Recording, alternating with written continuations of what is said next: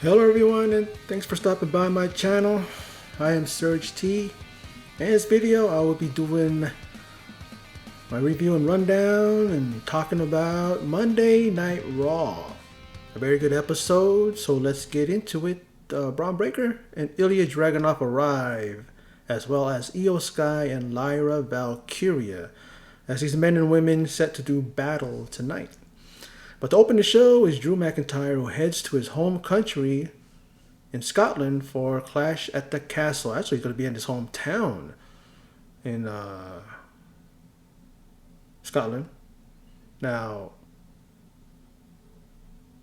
there are those CM Punk chants, but Drew is focused on other things. And that is the World Heavyweight Championship at Clash at the Castle. But as he speaks, Damian Priest, music hits and he walks down the rampway with Balor and McDonough in tow. Priest points out that he has now made it personal, talking to Drew, and tells him he needs Judgment Day to remain champ, but it's his title, not Judgment Day's. Right?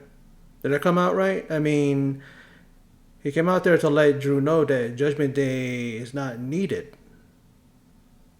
to remain champ. But it's his title and not Judgment Day's. Hopefully that came out right. You know. That's why you don't need them there. Because it's his title. He doesn't need them there. Why would he need them there? Because that's not their title. There you go. And he presents Drew with a proposition. That is that if he beats Balor tonight in the main event, then the Judgment Day are banned at Clash at the Castle. But if Balor beats him, he says that his boys will be there to watch him, but he's not going to be there to help him win. He's going to be there so that they can watch him beat Drew in his home. Drew responds by saying, "You got my respect. You got to respect a man who is willing to dig his own grave." He hopes Priest is man enough to shake his hand Monday, because Saturday he is going to embarrass, humiliate, and he will be standing on Monday Night Raw as the new World Heavyweight Champion. I hope he does. I think Damian Priest he's done all he can with this title reign. And it looks like Drew is now back on the babyface side. Even though he's kind of a tweener if you look at him. He still responds to the crowd even though he's a heel. The crowd still loves him. The crowd still chants for him. So it's one of those things where I think it's time that he takes his title and he may take it to WrestleMania. Who knows? Maybe he is going to be the one to face Gunther. That'd be something. Now, Liv is found in the Judgment Day's dressing room. And Liv tells Dom that he shouldn't have to be with a girl whom he has to call mommy, but be with the girl who calls him daddy.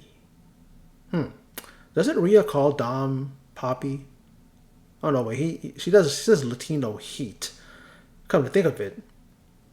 Because, I'm just thinking that, she doesn't call him Poppy. I don't think she wears the shirt. So I think Liv has a point. Now, also backstage, we see the participants in a six-man Ray, Dragon Lee, and Braun Strowman, and they prepare for their six-man tag against Dom, JD, and Carlito. Now up next is the rematch of the semifinals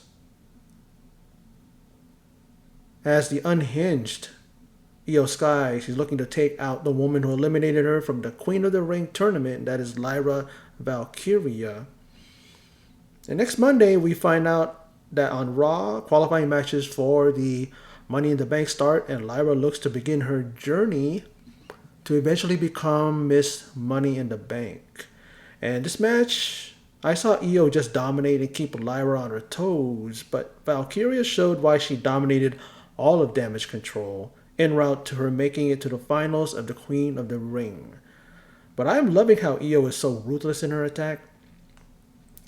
But in a sequence of great offense, Io misses her over the moonsault, with Lyra looking to deliver the Nightwing, but Io slips into an attempted pin, but Lyra turns it into a pin attempt herself, which mirrored how she beat Io in the Queen of the Ring tournament. Now, Lyra did hit the Nightwing, but Dakota broke that up. She raked her eyes while Lyra's head was on the ropes, so it gave Dakota ample reach and be able to get to her. And the ref didn't see it. And in turn, Valkyria double drop kicks Dakota and Kairi through the ropes and invades a moonsault and delivers a tornado DDT, planting Sky. And as she attempts to deliver the Nightwing, Io rolls up Lyra and pins her for a victory. And then Kitten Carter and Katana Chance, I'm wondering where they were last time I talked about them. They come to Lyra's aid as Damage Control put the beat down on Valkyria. And there is history here as the Kabuki Warriors did beat Chance and Carter for the tag team titles. So are we going to see a 6-person tag team match next week? It looks like it, don't it? Now, Dom is not complaining, but he's contemplating what to do next after Liv left him her hotel key. Well, Carlito says that's cool. And I totally agree, but Finn doesn't. So if Dom has, if he's just having to think about it, maybe he's not so sure of his relationship with Mommy and wants to be with a girl that'll call him Daddy. We'll see. And then we see the dynamic duo, the women's tag team champions, Jade Cargill and Bianca Belair arrive at Raw. Now, backstage, The Miz is looking for R-Truth, and Sammy doesn't know. And Miz tells him that only bad things can happen if he is on his own.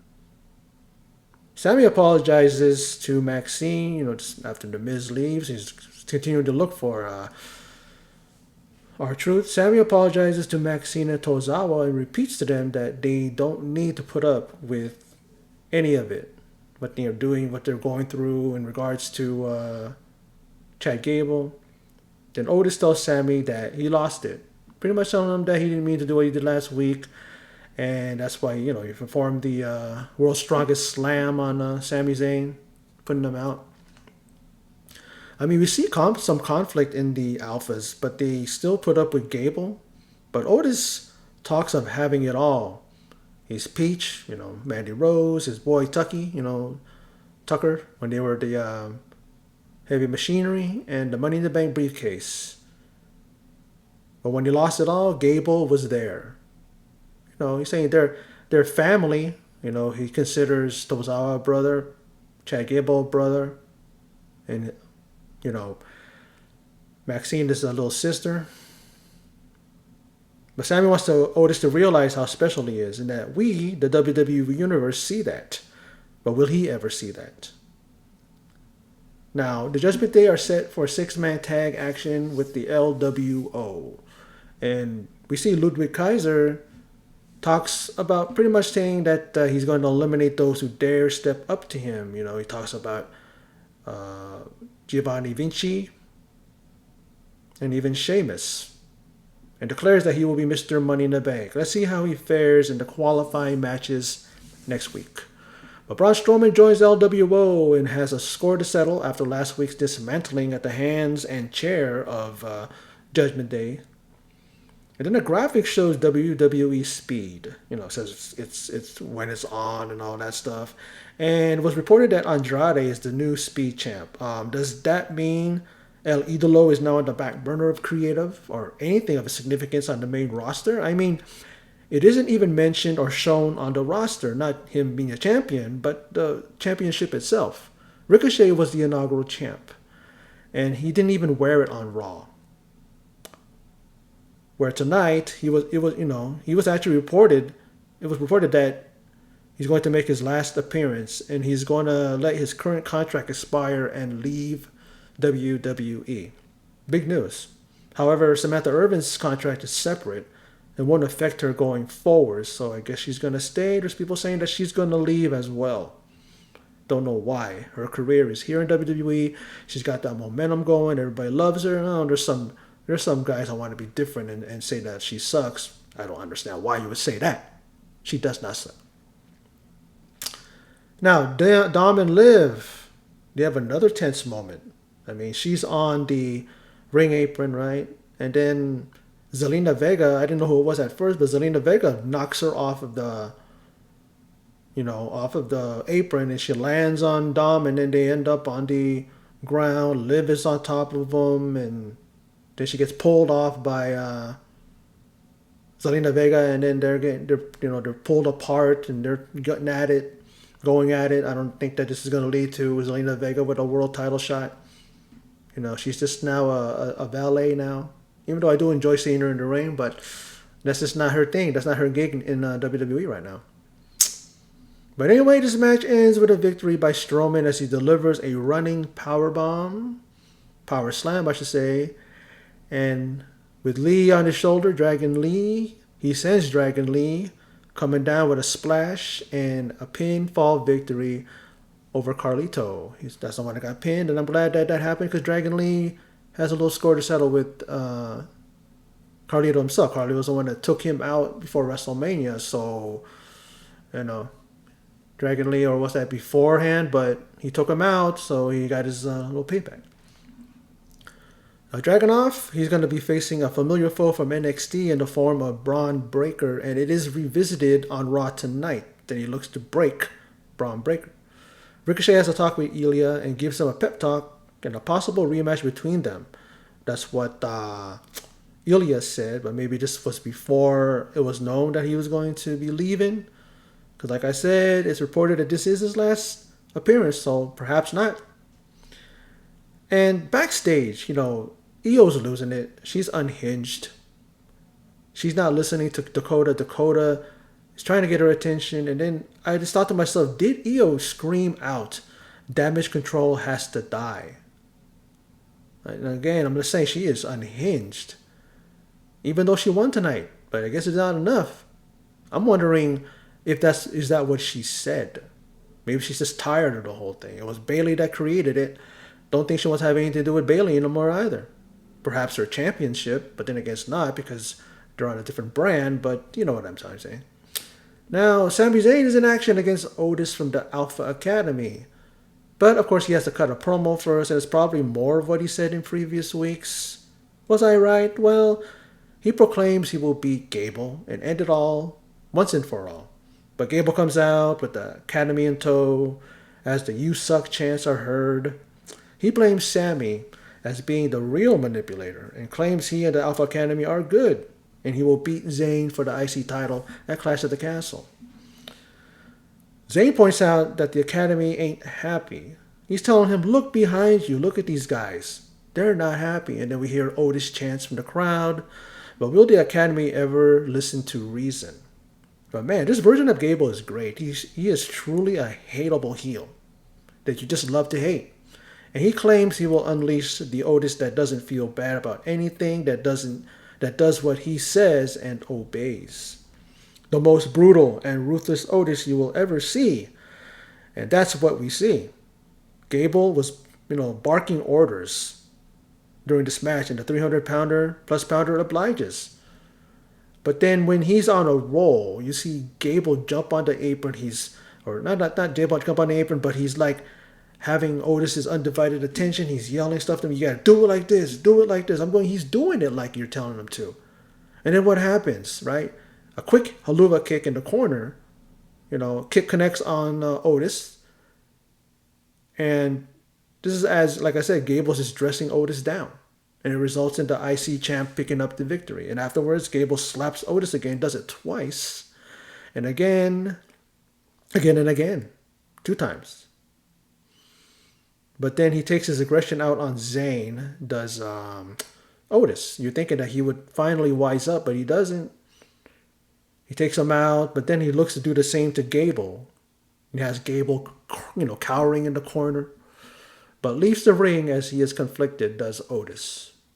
It's just like the whole thing he said earlier. He feels such an obligation to Gable that despite what Gable's done, he doesn't feel like he can turn his back on his brother, as he called him. Now, Miz is looking still for truth backstage, and Sonya Deville and Natalia tell him he went that away. But earlier, it was earlier, not at that point. But then he is found, as R-Truth is coming out of the, was that the general manager's name? But then Pierce is not there, as it was mentioned earlier. So, you know, and he tells the Miz that they have a title match with APA. APA, Ron Simmons and Farouk and Bradshaw. And he's talking to a fortune teller, but then we find out the fortune teller is Scarlett. When she appeared, I didn't even think that was Scarlett. She talked differently, saw her from the side. I thought it was a new, like a NXT call up, and she now plays a fortune teller with her. But it was Scarlett, and that's her like her character. She does that. So she has these cards, the cards that she throws down at people, the death card, whatever card, And she's Scarlett, and she tells them that the AOP, not the APA, looks forward to meeting them in the ring. Now up next, the Storm, Jade Cargill, and the EST, Bianca Belair who will defend their titles at Clash at the Castle against the 4 women. They're going to be at ringside, and the 4 women they face, but the title on the 2 teams, they have a tag team match next. And I guess the champs are scouting their opponents. That's a good idea, champs. And their opponents, of course, are the Unholy Union, Isla Dawn and Alba Fire, versus Baszler and Starks. Baszler coming off of her loss, but a very hard-fought loss, I guess, if you could say, against Lola Vice on NXT Battleground. It was a NXT Underground match. And it was okay. Kind of a weird finish, kind of a abrupt finish. But, she's in here, and she's a trooper. She's a fighter. Now, also mentioned that Cody will be on NXT Tuesday to visit some old friends. I wonder who them old friends are. And Kalani Jordan, they mentioned that, she became the inaugural NXT Women's North American Champion at Battleground, and she only had 2 years experience under her belt. A good start for her. It goes to show that they're definitely not saying that, she's too young, we'll just wait a little bit later.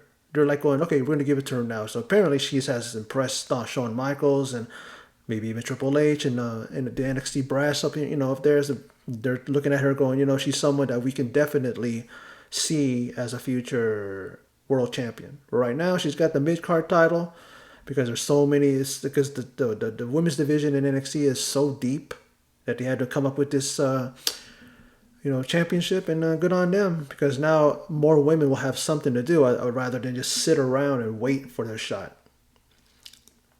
And then Kathy Kelly's backstage and interviews the Unholy Union, Alba Fire, and Isla Dawn before they go out to their match. And they bring it up that is in front of their home country. Both of them are from Scotland, where they will challenge for the WWE, or not WWE, but the Women's Tag Team Championship. And this match is a rather quick one as Shayna chokes out Alba Fire and wins this. And I guess this makes up for her loss at Battleground. I don't know if they just didn't want to focus on it or dwell on it. This kind of makes the division weak when you do this. Give them some time. I mean, they had an interview with Isla Dawn and whatnot. They could have cut that, give them a little bit more time. There's some times where they were doing backstage, what do you call it? Backstage interviews and things, and it's like they could at least given more time to these matches, because it's like it doesn't show how strong these two are when they have a quick match like this. Are they going to be a real challenge? I'm sure not, to Jade Cargill and the EST there, Bianca Belair.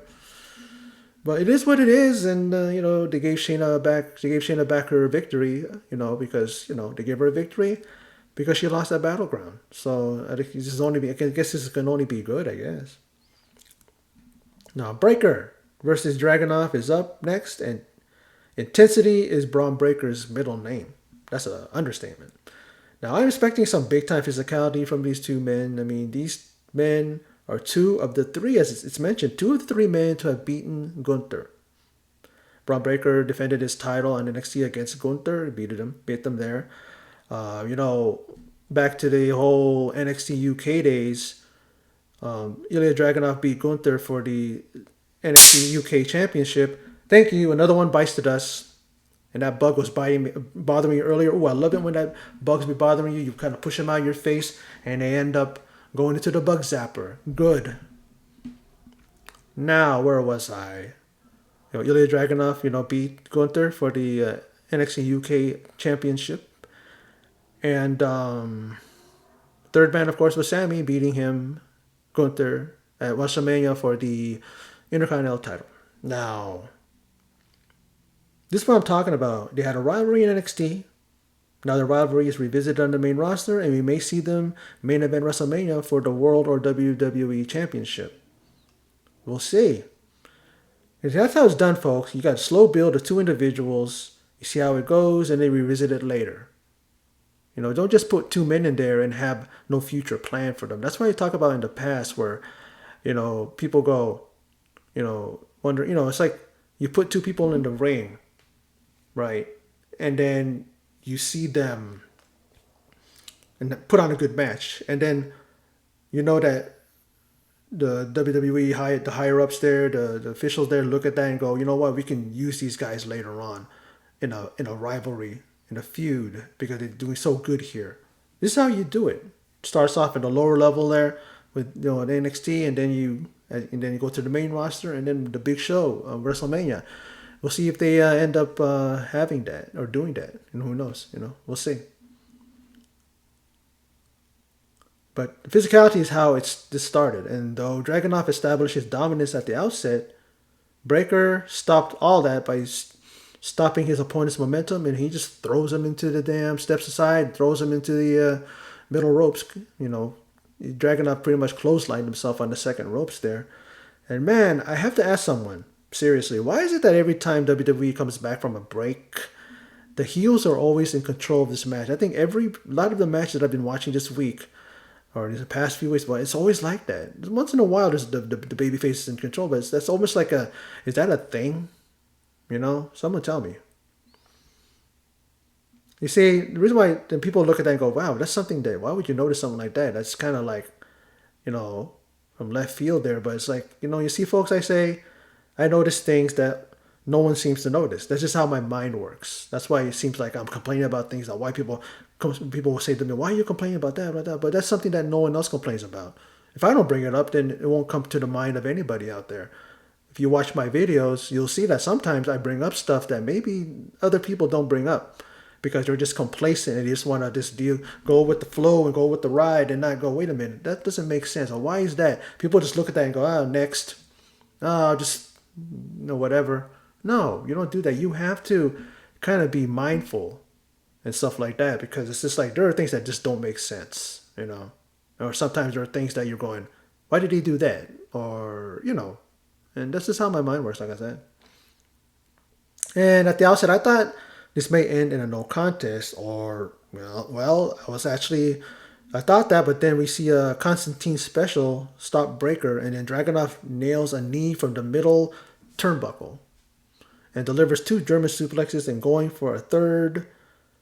Breaker breaks it. Oh no, he doesn't break it. He is still slammed with a third German for a near fall. You see Dragunov hold him, but he has him by the legs because, it's just an awkward way because, Breaker put himself in a position where Dragunov couldn't hold him from the waist, but he still delivered it. But it got a near fall. Maybe if he had nailed it, maybe he would have gotten the fall there.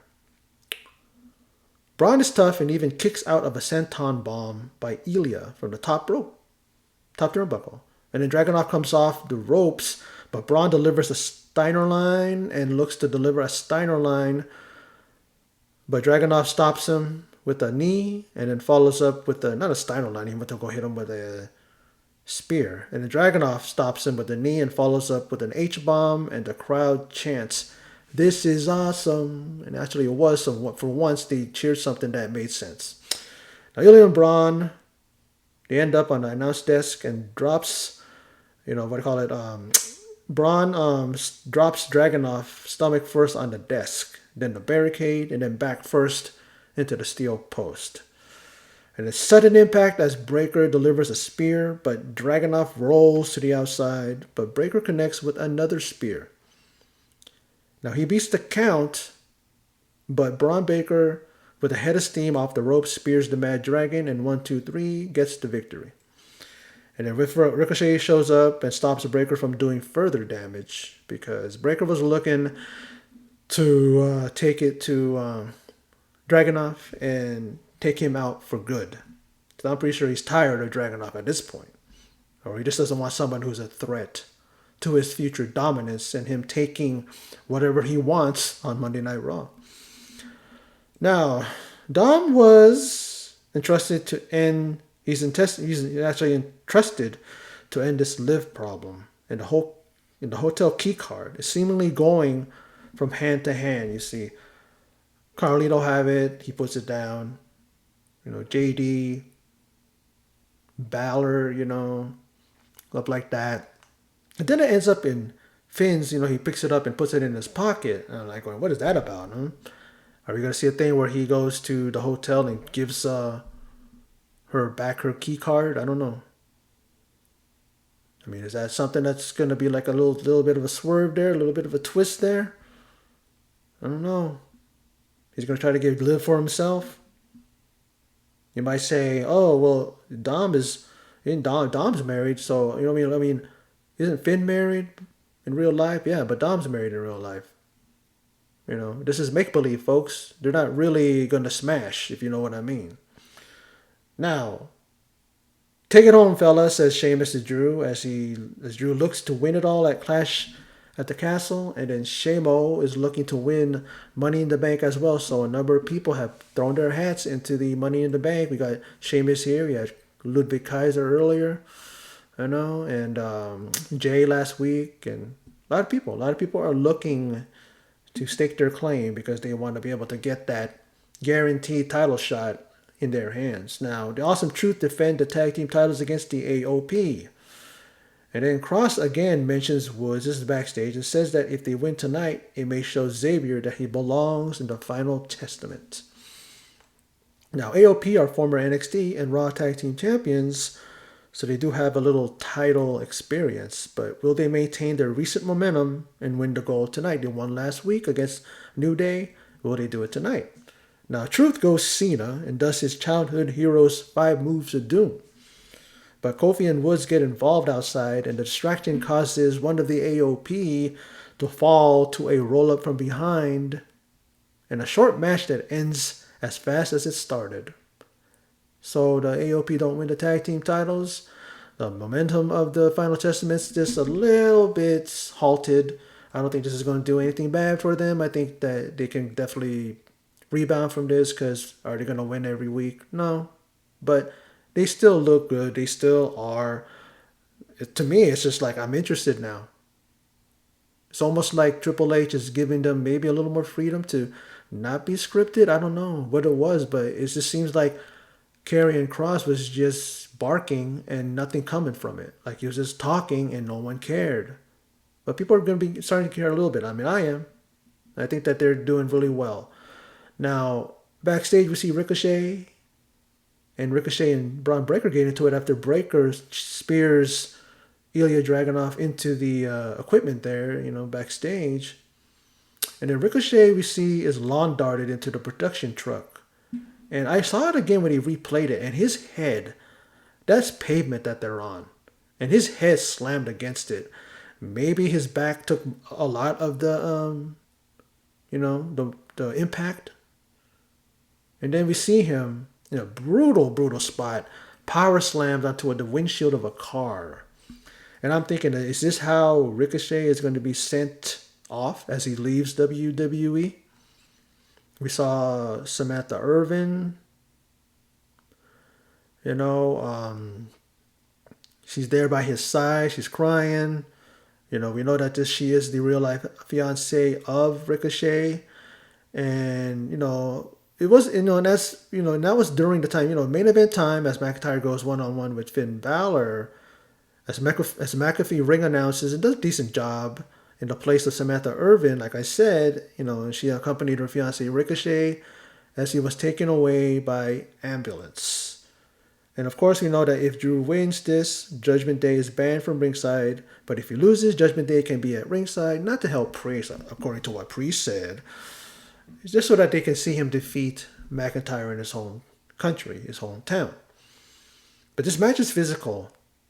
Just the way I like my matches. And Balor wants to soften up or maybe even injure Drew before the match at Clash at the Castle.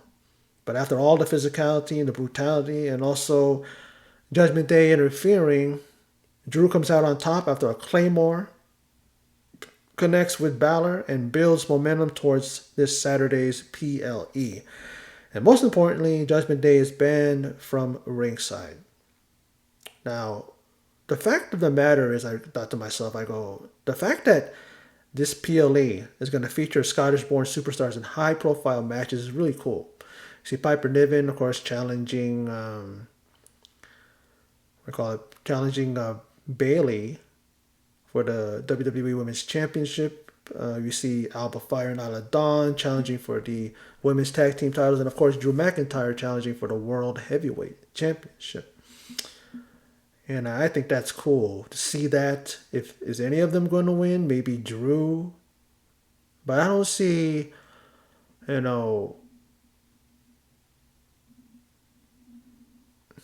Alba Fire and Isla Dawn or Piper Niven winning.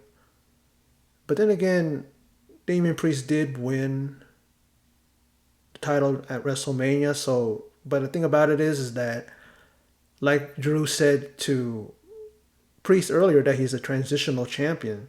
Possibly. Does Damian Priest really need a long run? He's a champion. He's a world champion. Not many people are going to have that accolade, and he is. He's going to have it a couple of months, right? Why not? Drew McIntyre got robbed of this at Clash at the Castle in Wales, right? His home, his home, like he's in the United Kingdom, where his home country is. And he was not able to win the title. And here you are in his home, so here he is in his actual home country, his hometown. And, this would definitely be the moment to give him his flowers, if you will, and have him win it in front of his family and friends. I mean, even Isla Dawn and Alba Fire are actually from Glasgow, and you know that they would want to win. I would like all of them to win. It would be great. Home country, home city, hometown, home country, whatever you want to call it. But if anything, Drew, I could see him winning. But you never know. We might get duped. We might get swerved, and then they all win. Who knows? I don't know. I don't think so. I mean, we just have to wait and see, of course. It's this Saturday. I'm looking forward to the pay-per-view or the PLE. And it was a very good episode of Monday Night Raw. I really enjoyed it. And sometimes it's like a crapshoot sometimes with Raw. Sometimes you don't see anything of importance, of anything makes sense or anything like that. But I enjoy it. I think it's great. I think Monday Night Raw is getting better. And they have to really, really start making Raw look like the A show that it is, the flagship show that it is for WWE. They're going to be, in January of next year, they're going to be transitioning over to Netflix. And that's going to be something to behold, because who knows how it's going to go over there. Are they going to go to 2 hours? They're not going to have any commercials. They don't need any sponsors, right? That's the reason why they have 3 hours, because they have all these sponsors. They have all these people that are paying for ad time. There's not going to be no commercials. There might be, I don't know, but Netflix is not known for having commercials. They always have those kind of plans that you pay for something that you don't get commercials. You don't have to watch commercials and stuff like that. It's been a while since I've watched a TV show or a show on Netflix, so I'm trying to remember if there is commercials, but definitely not. It's not a network. It's not a that you know what I mean, a TV station. So they can get away with a lot of stuff, probably even language more. So we just have to wait and see. I mean, it would be better if it's 2 hours. Seriously, because there's just too much filler, too much fluff. All these promos, all these interviews. Even when people are about to go out to their match, they get interviewed. You know, and I'm just thinking, why don't you just go straight to matches? The important things, yes, you use that for promo time and all that stuff. Because then these matches that were just quick like that can have a little bit more time. The women's tag team match, and then what do you call it? The tag team title match. This is quick. A minute, 2 minutes, 3 minutes. Maybe not even 3. Definitely not even 5. Definitely not 5. I mean, it's like real quick. But that didn't do anything. That didn't derail Monday Night Raw. It was a very good show. Was it a perfect show? Of course not. Nothing's perfect in this world. Nothing's perfect in wrestling. Nothing is perfect on WWE. But they got it done. This is their go home show, and I think they got the job done. Could there have been some other things they needed to kind of give their attention to? Sure, but this was a very, very good show. It was. I enjoyed it.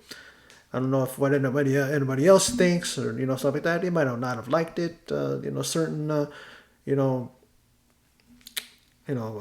content creators out there, they're very, very hard on WWE sometimes, especially Raw, and I get it.